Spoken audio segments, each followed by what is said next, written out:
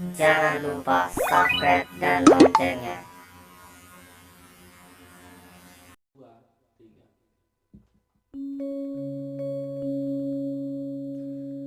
Aja terus sore kaki lamon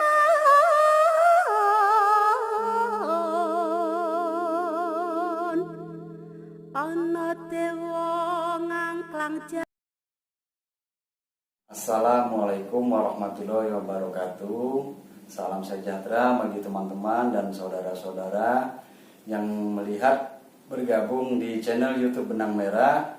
Kembali lagi di sini saya Wira Setia ingin berbagi sedikit pengetahuan tentang khasiat dari daun kelor. Dan terlebih dahulu sebelum saya melangkah ke pembicaraan yang lebih jauh, saya merendahkan diri bila mana ada pakar-pakar, para senior-senior yang melihat tayangan ini. Di dalam hati yang paling dalam saya tidak ada ingin niat untuk takabur ataupun pamer. Cuman hanya berbagi sedikit pengetahuan yang semoga bermanfaat, wabil khusus untuk diri saya dan secara universal untuk saudara-saudara yang menonton tayangan ini. Langsung aja ke pokok masalahnya terhadap daun kelor. Daun kelor ini adalah yang sudah tidak asing lagi dikenal dan dibicarakan dari generasi ke generasi. Secara empiris atau irasional, ada juga yang membicarakan sesuai temanya yang rasional, yaitu terkait dengan zat-zat yang dijelaskan dengan ilmu farmakologi. Jadi kita rujukannya ada dua, dari yang irasional, empiris maupun yang rasional, yaitu farmakologi. Terlebih dahulu yang saya ingin sampaikan dan jelaskan sedikit dari ilmu saya ini adalah tentang manfaat kelor dari sisi empiris. Walaupun empiris, tapi ya sudah saya lakukan secara perjalanan pengalaman saya untuk menyembuhkan penyakit atau dengan istilah lain gangguan yang diistilahkan guna-guna, sihir, ataupun itu segala macamnya istilah. Yang jelas faktor eksternal yang mengganggu ke dalam kejiwaan kita eksternal, dalam istilah-istilah religius lain mungkin itu kekuatan hitam atau kuasa kegelapan, sehingga berdampak ke kejiwaan kita sehari-hari. Bisa jadi lebih frontal, bisa jadi lebih pendiam, atau mengalami perubahan karakter kita sehari-hari, atau menjadikan dampak yang penyakit akut di waktu-waktu tertentu. Kita bisa merasakan seperti sakit, panas, nyeri di jam-jam tertentu, dan merasa benci bila mana ada hal-hal religius yang diperdengarkan terhadap kita. Nah, untuk bagaimana pemanfaatan dari kelor ini, baiklah akan saya jelaskan. Caranya sebenarnya sangat mudah, tapi juga tidak terlalu ringan. Tinggal kembali ke niat kita. Kalau kita memang ada kemauan dan diniati dengan keyakinan, ikhlas, doa, insya Allah ini menjadikan manfaat dan kesembuhan. Terutama bagi sobat-sobat, saudara-saudara yang memang memiliki kesulitan harus menemui konsultasi ke pakar di daerahnya masing-masing. Seperti tidak bisa menemui tokoh agamanya. Kalau di Islam kiai gitu ya. Oh, saya merasakan gangguan keanehan, tapi saya sulit untuk menjumpai kiai atau kemana. Nah, mungkin melalui tayangan YouTube ini bisa menjadikan panduan untuk melakukan pengobatan mandiri. Tapi terlebih dahulu saran saya, sebelum kita menginjak ke pengobatan yang metafisika ini melalui bahan ini, terlebih dahulu sebaiknya diperiksakan juga dengan medis. Karena kita tidak baik hanya menduga-duga, wah saya ini kena guna-guna, ternyata memang ada faktor lain seperti mah itu hampir sama dampaknya seperti psikomatik. Andai pun nanti setelah hasil observasi dari medis mengatakan seperti ini dan memang ada, ya tidak apa-apa dijalani 2 jalan. Bahkan dari segmen aspek herbalnya kita bisa tentukan kalau memang mah ada penunjang herbal untuk mah, dan yang untuk aspek metafisikanya kita gunakan herbal yang untuk metafisika. Kita lebih ada ajuan dari hasil observasi para ahli medis. Nah, langsung aja yang masalah penggunaan kelor untuk penyembuhan gangguan guna-guna, terlepas yang sudah saya jelaskan tadi. Yang pertama adalah ini bisa dikonsumsi untuk diminum dengan cara direbus atau di blender. Nah, itu yang pertama. Tapi tidak mutlak, karena bisa jadi si pasien atau Anda tidak bisa atau tidak serasian mengkonsumsi yang aroma atau rasanya tidak mengenakan, sehingga malah menimbulkan keluhan yang baru nanti takutnya, entah mual atau apa. Berarti kita ganti dengan jalan untuk mandian, itu bisa juga. Kok saya kelor begitu di blender enak malah mual-mual, berarti dengan cara kedua, dengan cara mandian. Nah, tapi diawali dulu. Secara pengalaman saya ini tidak mutlak, tapi berdasarkan pengalaman saya yang saya bagikan, kita melakukan puasa dan dilihat dari kadar permasalahannya. Kalau memang penyakitnya keluhan yang berat, ya puasanya 3 hari lah. Kalau memang ringan 1 hari cukup. Dan khususnya untuk penganut agama Islam, saudara muslim, yang puasa hajat, memohon kesembuhan kepada Allah Subhanahu wa taala, dimulai dari jam sahur dan ditutup pada saat waktu berbuka puasa. Dan malamnya dipersiapkan, bila itu penyakitnya ringan ya 1 hari, kalau tidak ya 3 hari kalau berat.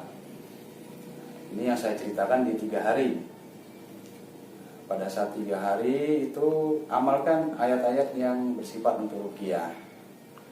Rekomendasi saya, tapi tidak harus, boleh ayat-ayat lain di dalam Al-Quran dan ajaran dari guru-guru yang lain dari Anda yang didapatkan itu banyak menurut keyakinan Anda. Tapi kalau yang saya rekomendasikan adalah Al-Fatihah, terus ayat kursi, Kulhu, Al-Falaq, An-Nas.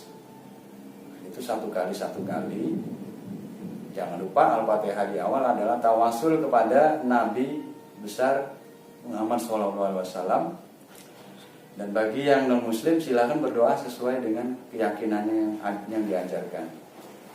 Setelah tawasul dan membaca Al-Fatihah, ayat kursi, Kulhu, Al-Falaq, An-Nas, diperbanyak sholawatnya. Kalau rekomendasi saya sholawatnya adalah jumlah 313, karena ada rahasia di balik angka 313. Itu ya saudara-saudara, 313.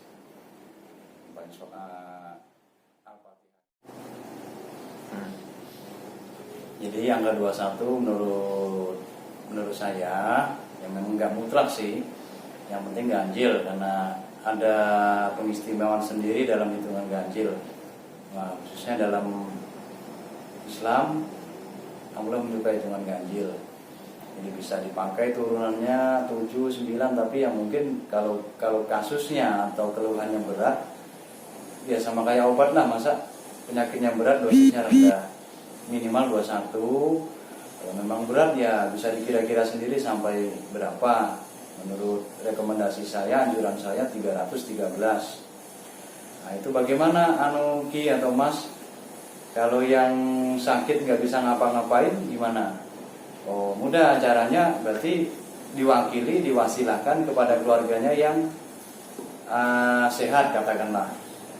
Jadi keluarganya menyiapkan, kalau untuk mandi menjelang sehabis Isya sediakanlah sholat hajat 2 rakaat. Tawasul, Al-Fatihah, dan urutan seperti yang saya sampaikan sebelum tadi, ayat kursi, Al-Ikhlas, Al-Falaq, An-Nas. Dan kalau bagi yang non muslim, berdoa menurut caranya masing-masing di air rendaman ini tadi. Itu kalau yang versi untuk mandian, itu berarti untuk keluarga yang mewakili. Tapi kalau yang si penderita masih bisa laksanakan sendiri, membacanya, menyiapkan air mandian yang sudah dikasih air kelor. Selesai mengamalkan wiritan tadi, usahakan waktu wiritan tadi seumpamanya ya, ini ember atau wadah yang sudah dikasih air, terus dikasih kelor yang sudah diremat-remat, sehingga getahnya atau kandungan yang ada di kelor ini relatif menyatu di air. Jadi kita amalkan ayat yang saya jelaskan tadi, terus sholawat atau doa menurut keyakinan masing-masing dalam hitungan ganjil, dalam jumlah yang lumayan menyesuaikan dengan kadar keluhannya. Doakan, sudah merasa cukup, baru ditutup. Semoga menjadi penyebab kesembuhan lantaran wasilah dari atau perantara dari beberapa bahan ini dan doa-doa suci yang aku munajatkan atau aku sampaikan kepada Tuhan atau Allah Subhanahu wa taala. Baru mandinya dimulai dari kaki dulu, jangan langsung kepala. Itu sesudah habis puasa ya, arti puasa dulu dari waktu malam hingga ketemu maghrib, buka puasa, bisanya menyiapkan bahan ini, terus mewiridkan, terus mandi, terus sudah itu kembali lagi seperti biasa, mau makan atau mau istirahat atau mau melanjutkan berdoa lebih bagus. Besoknya ulang lagi. Oh iya, boleh, bagus kalau ini. Jadi puasanya dimulai dari jam sahur idealnya ya. Kalau muslim ya jam sahur antara jam 3 sampai imsak. Kalau yang non muslim ya dikira-kira aja jam 3 atau jam 4 hingga menuju jam maghrib lah. Azan maghrib itu bisa selesai puasanya. Lanjutkan menyiapkan bahan tadi, doa, terus dipakai mandi malam, terus diulang lagi jam sahur lagi sampai 3 hari berturut-turut.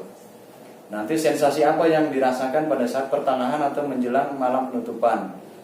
Ada seperti tambah jadi penyakitnya, seperti kayak mau keluar hawa but-butan nih kalau istilah Jawanya ya. Kalau istilah daerah lain nggak tahu saya. Ya begitulah. Kurang lebih kayak ada rasa hawa mau keluar dari kepala. Teruskan baca sholawat. Jadi ini udah dilakukan udah mandi di hari terakhir, duduklah bersila, baca sholawat. Bagi yang non muslim baca sesuai dengan ajarannya. Nanti kayak ada tos gitu pecah keluar dari entah telinga, entah dari bulu-bulu gini. Yang alhamdulillah itu kalau menurut pengalaman saya adalah reaksi pecahnya gangguan sihir atau guna-guna puncaknya. Biasanya esok harinya pikiran lebih kembali seperti sedia kala, stamina tubuh seperti sedia kala. Nah itu yang versi untuk mandi. Kalau versi untuk diminum ya tinggal mau direbus, kira-kira aja direbus 1 genggam atau di blender 1 genggam dengan air yang higienis ya saudara-saudara. Jangan air mentah, nanti malah jadi masalah yang baru. Air yang higienis sudah siap, disiapkan di gelas. Ya didoakan sehabis sholat isya. Kalau yang non muslim ya sehabis buka puasa tadi boleh mulai sediakan, terus didoakan, terus diminum. Ulang lagi hari kedua, ulang lagi hari ketiga. Dan menurut pengalaman saya, walau alam bisawab, biasanya di hari ketiga itu akan muncul reaksi pecahnya penyakit yang mengganggu diri kita. Nah kalau sudah seperti itu baru diselingi dengan mungkin apapun ajaran agamanya, sedekah atau membagi kenikmatan kita dengan meniatkan supaya kesembuhan kita menjadi barokah adalah anjuran setiap agama. Wabil khusus untuk muslim, sedekah adalah obat yang manjur untuk menyembuhkan penyakit. Selain dengan doa, selain dengan ramu-ramuan atau obat dari medis. Seperti itu. Kemungkinan ada penjelasan saya yang kurang dimengerti, boleh silakan kontak, ada itu di nomor kontak pribadi saya, bisa bertanya atau melalui kolom komen di YouTube, silakan ditanya jawabkan. Boleh atau bisa dikonsultasikan atau dilihat dari kolom deskripsinya di channel YouTube Benang Merah. Mungkin sekian saja penyampaian saya di sesi ini. Bila mana ada manfaatnya, semua adalah datang dari Tuhan Yang Maha Kuasa atau dari Allah Subhanahu wa Ta'ala. Bila mana ada kehilapan atau kekurangan dari apa yang saya sampaikan, itu adalah semata-mata dari diri saya. Semoga tayangan ini memberi manfaat kepada saudara-saudaraku dan khususnya kepada diri saya. Wabillahi taufiq wal hidayah. Wassalamualaikum warahmatullahi wabarakatuh. Salam sejahtera, salam rahayu.